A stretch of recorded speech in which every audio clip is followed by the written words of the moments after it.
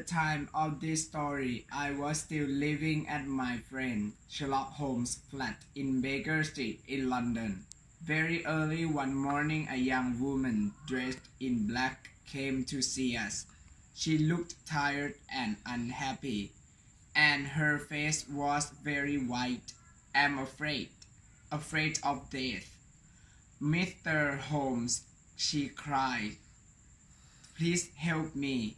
I'm not 30 yet, and who at my gray hair, I'm so afraid." "Just sit down and tell us your story," said Holmes kindly. "My name is Helen Stoner," she began, "and I live with my stepfather, Dr. Grimsby Roylott, near a village in the country. His family was once very rich, but they had no money when my stepfather was born. So he studied to be a doctor and went out to India. He met and married by my mother there when my sister Julia and I were very young. Our father was dead, you see." "Your mother has some money, perhaps?" asked Sherlock Holmes. "Oh yes, mother had a lot of money, so my stepfather wasn't poor anymore."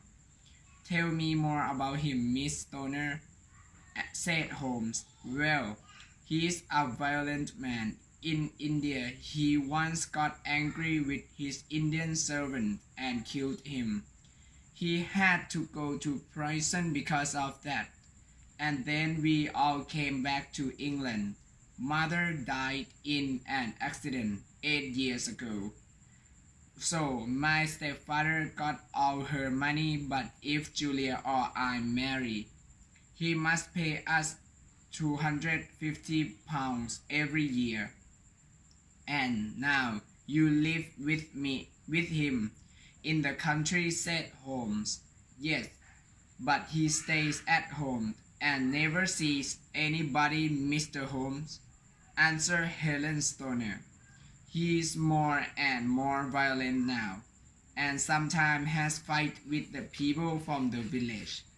Everybody's afraid of him now, and they run away when they see him, and they are also afraid of his Indian wild animal, which run freely around the garden. A friend sent him to him from India. And the animals are not the only wild things. In the garden there are also gypsies. My stepfather likes these wild people, and they can come and go where they like.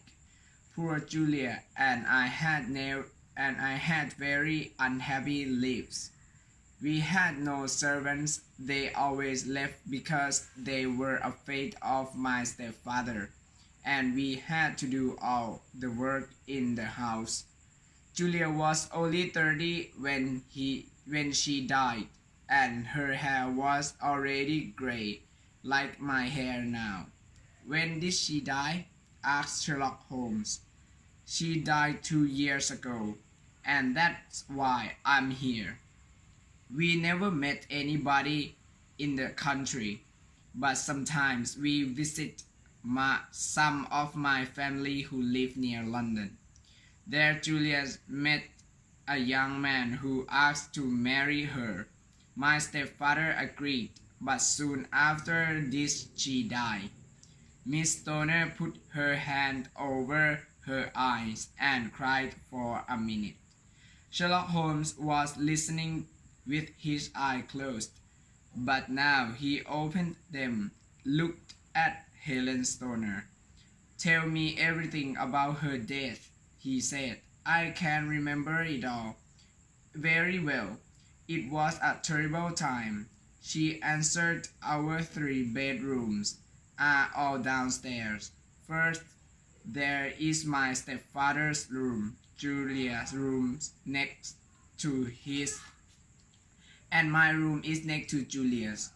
The rooms all have windows on the garden side of the house.